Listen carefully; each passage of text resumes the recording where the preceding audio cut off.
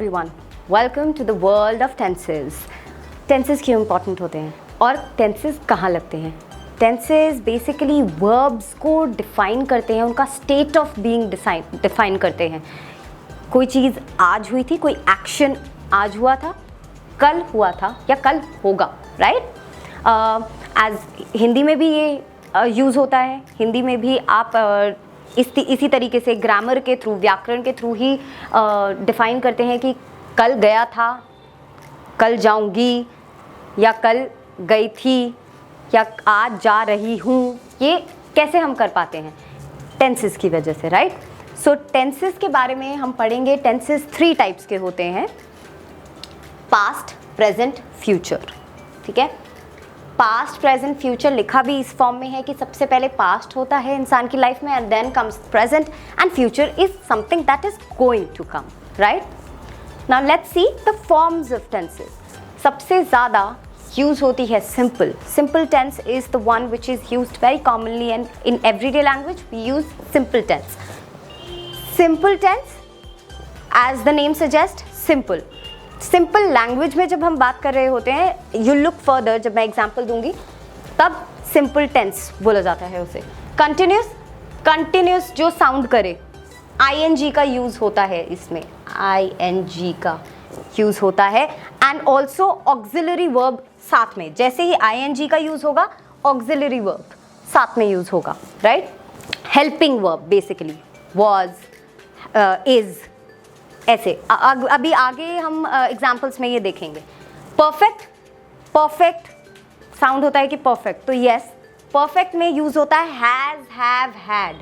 Has, have and had का use होता है. इसको हम अगर इस तरीके से याद रखेंगे, will never be able to forget this. Okay, perfect continuous, perfect continuous, perfect continuous, इन दोनों का अमालगमेशन यानी कि इन दोनों का मिक्सचर है परफेक्ट कंटिन्यूस. जस्ट दैट कि इसके साथ बीन यूज होता है. ठीक है, you will see it further. बस बट इसको इस तरीके से हम याद रखने में ये हेल्प करेगा. That is why I have written it here. Okay, let's move on.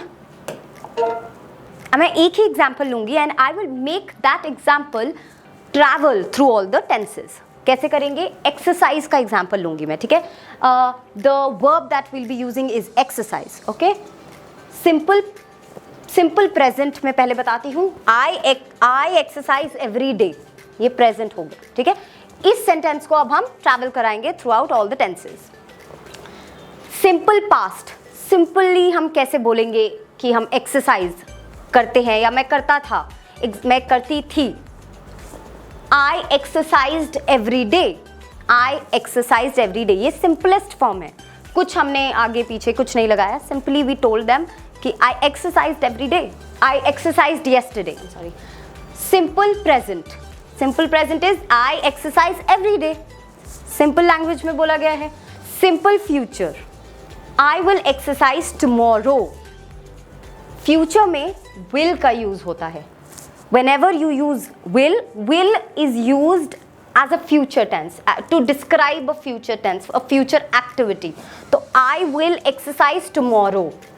Okay, यहाँ पे ये change हुआ and will add हुआ, right? So this is simple future. I think that's self-explanatory. Now let's move on to next part, which is continuous. Let's talk about this. Continuous में हमने क्या बोला था? We'll add ing to the verb, right? कैसे करेंगे? Auxiliary verb should also be used. अब हम जब ing लगा देते हैं तो auxiliary verb का यूज होना इंपॉर्टेंट होता है. Auxiliary verb, auxiliary verb, auxiliary verb क्या थे? Helping verb. लास्ट चैप्टर में हमने देखा था कि auxiliary verbs are helping verb. वो तब यूज होते हैं जब ing का यूज होता है, तब डेफिनेटली यूज होते हैं. और भी जगह पे यूज होते हैं, but if we are adding ing to a verb तो ऑक्सिलरी वर्ब का यूज होगा. ठीक है, I am exercising right now, this is in present form. I exercise right now नहीं बोलेंगे, वर्ब का यूज करना इंपॉर्टेंट. समटाइम्स पीपल डू से आई एक्सरसाइज राइट नाउ, नहीं, आई एम लगाना इंपॉर्टेंट है. सो past continuous, I was exercising yesterday या फिर लास्ट नाइट, ठीक है। लास्ट नाइट येस्टरडे चेंज हो गया राइट नाउ से, एंड ऑल्सो वॉज लग गया। आई एम ये प्रेजेंट फॉर्म में बोला जाता है, एंड आई वॉज पास्ट हो गया। Future continuous, I will be, again will is used, ठीक है। विल को हमने नहीं छोड़ा, future is not going to leave will at all, future will never leave will. तो I will be exercising tomorrow, okay. Let's move on to perfect. Have, has, had. Perfect में always remember जहां पे भी have, has, had use होता है that's perfect. Present perfect का example लेते हैं, आई हैव एक्सरसाइज्ड रिसेंटली, या फिर I have exercised 1 hour back, right? I have exercised recently और I have exercised 1 hour back. तो now you'll ask, exercised क्यों है? Exercise क्यों नहीं है? Earlier ma'am you said exercise is the present form of a verb, right? यहाँ exercised क्यों है? Because we have used have.